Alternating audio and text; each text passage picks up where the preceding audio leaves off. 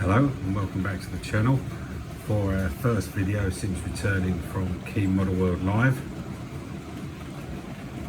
What did we think? Well, we thoroughly enjoyed it, but initially was slightly disappointed in that for people like me and who I go with, we tend to be more bargain hunters and like to do a bit of shopping. And when I first ordered the tickets, both Anorak's Anonymous and Ellis Trains were down to be there.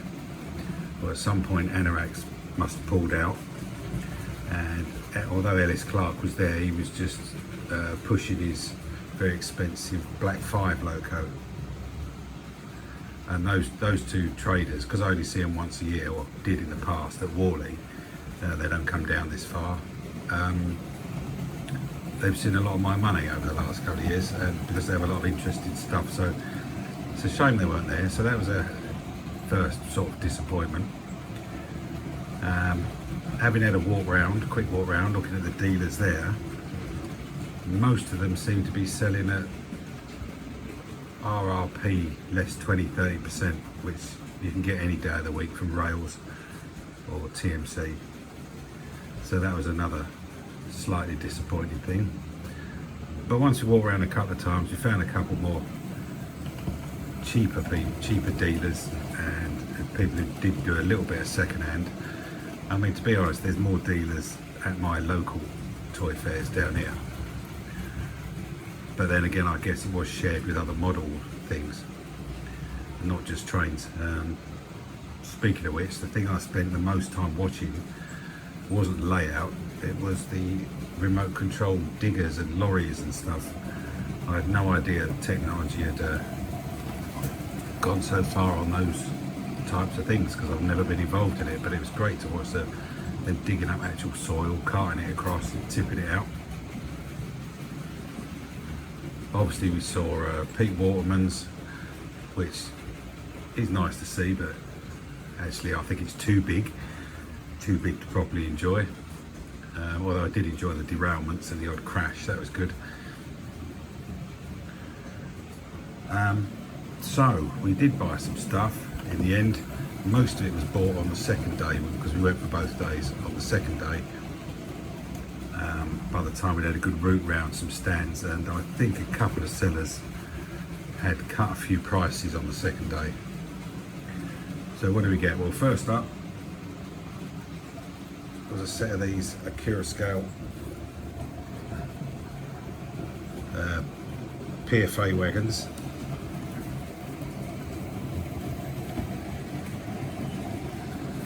I've had these on my watch list for a while, but this is the first time I've seen them at 50 quid. Just going to show you what ones they are. Not actually had these out of the box yet. That's a 3-pack of those.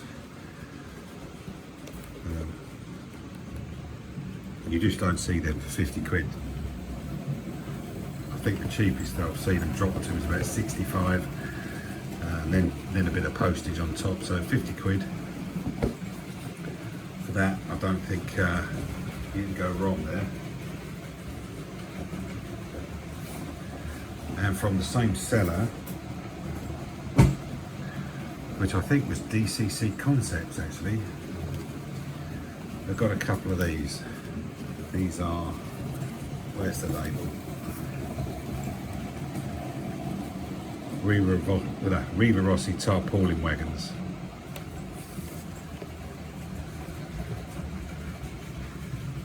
Yeah, rail freight metals.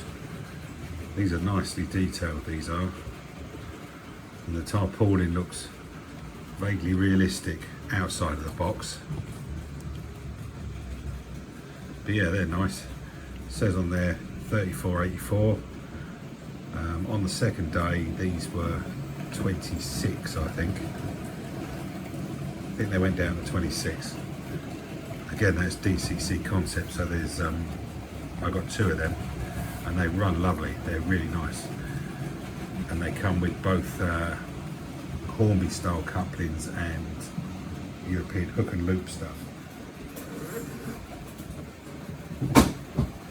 Right, That was from DCC Concepts. They're from Ellis Trains, who I do use online quite a lot anyway.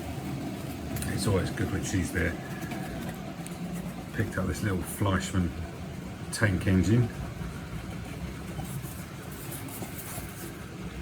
number 4020. This is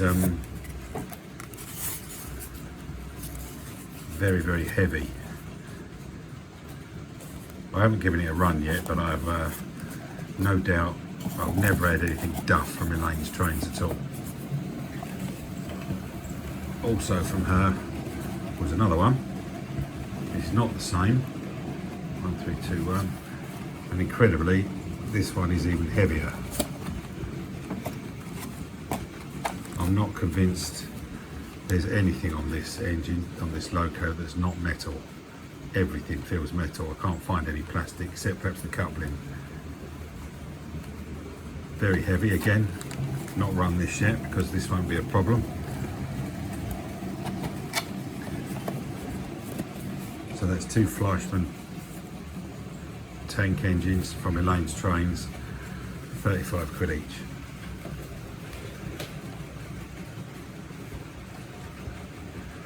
Next up from what I think was the best dealer there if you were looking for a bit of second-hand stuff, was Footplate trains. I don't remember ever seeing them at Warley. They might have been. They certainly don't come to any train fairs down where I am. But yeah, what they had was pretty nice. So this is a Bachmann standard class 3MT, something I have been looking for a little while. And there was a couple of dealers had these, second hand. The other two were 105 and 110 or something. This one was 74.95. I have given this a quick run. It works perfectly well. Yeah, Footplate trains, or Footplate locos, or whatever they're called, models. I'll definitely be using them again if I see them.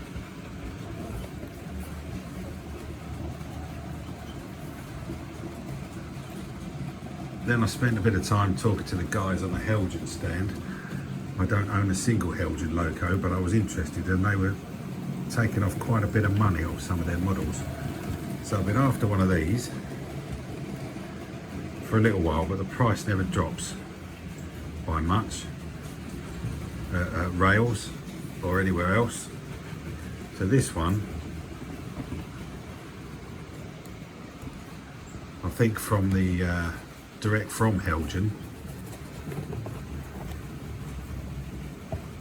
was 20 quid cheaper or £30 cheaper than it is on rails of Sheffield. And it's one of them class 17. You probably can't see that very well, but I will do a video on this class 17. The interesting thing is, as you can see from the receipt, I'll just cover up my card, they charge her in krona, 1,079 krona at least. I hope it's krona anyway, not quids. But that's the class 17, the Clayton double-ended diesel. I have been after one of them, waiting for the price to drop. And direct from Heljan, it certainly had. Next up was from another person who had a few second-hand bits, but to me they were a little bit expensive. And I did the usual trick of trying to knock them down. I had an armful of locos which came to £170, I think it was. I think there was 4 locos there. And I tried to knock them down as you normally do. Expect them to come down to,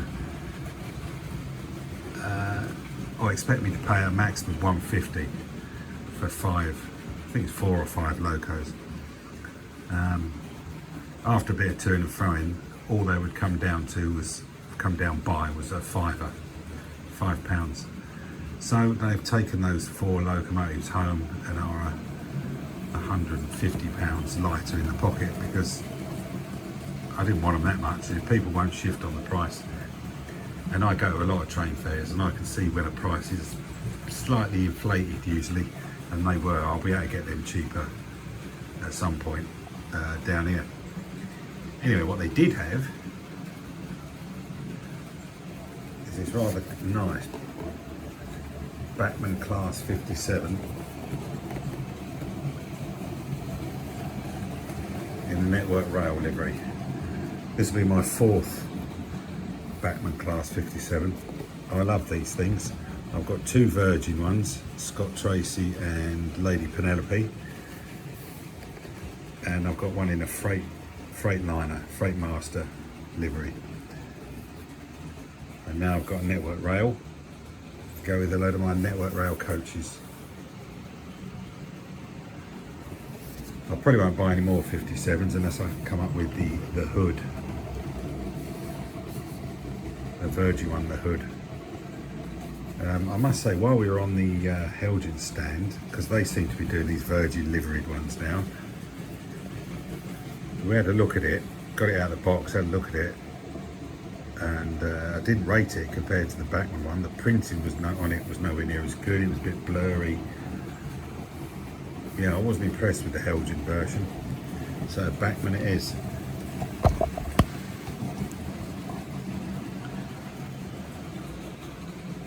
So there's one more thing I've got, which is something I've been looking at train fares for a long time, and every time I see one, it's 200 quid, 210, 220, and it's one of these. It's a Heljan Beyer-Garratt. I believe the Heljan one is slightly updated from the Hatton's original. This was from Footplate Trains again. You can't really see it because of the packing and the way the light's shining, I think, because believe it or not, the sun's out, even though we got a flood warning. But yeah, this was from Footplate Trains, 140 quid. I didn't even try and knock him down. Now I have given this a test because I was concerned, because these have, I didn't want to get into another GT3 type situation where I was having to change everything and it didn't work very well. Because I know there's a few dodgy reviews of these, although the Heljan badge one is a bit better than Hatton's. And I have had it out and given it a quick run round, and it's fantastic. It doesn't make a sound, it runs beautifully smoothly, quietly. Yeah, stunner. I think 140, more than happy with that. I dread to think what the new one's going to be when they bring that out, but yeah, it does run nice. It does have the same type of wheels as the GT3 with the tiny little flanges, so I've had a couple of derailing problems, but nothing as bad as the GT3, and I think I've sorted it out now. So I'll open that and have a better look at it in a separate video rather than do it now.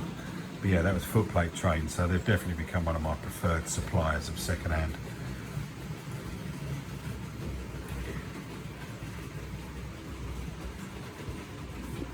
So that's everything we got, except I did get a couple of pairs of points and a bit of cabling from Squires.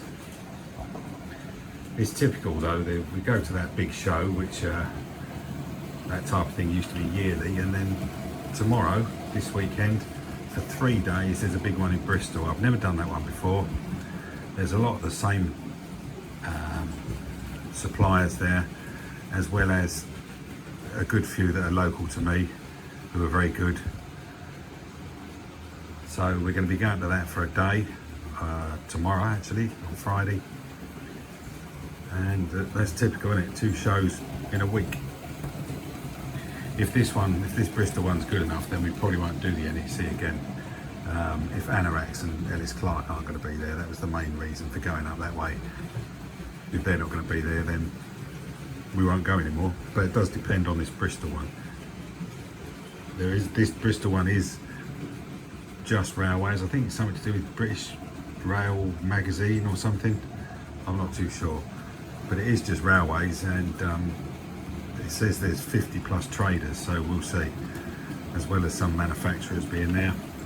We'll see what that's like. Anyway, no doubt we'll report back on that, and I'm sure we'll find something to buy there as well.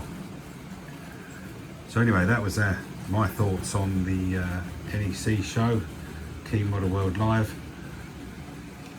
Worth going, probably. Of course, for us it's expensive because we don't have to have a hotel as well, which adds another God knows what on top. At least we had a decent hotel this time, not the shithole we had last year. But yeah, not bad, not bad. We did get some decent stuff after initially being disappointed. So anyway, thanks for watching. We'll see you in the next one. Don't know when that'll be because I've got a busy weekend coming up, but we'll see you soon. Thanks very much. Bye.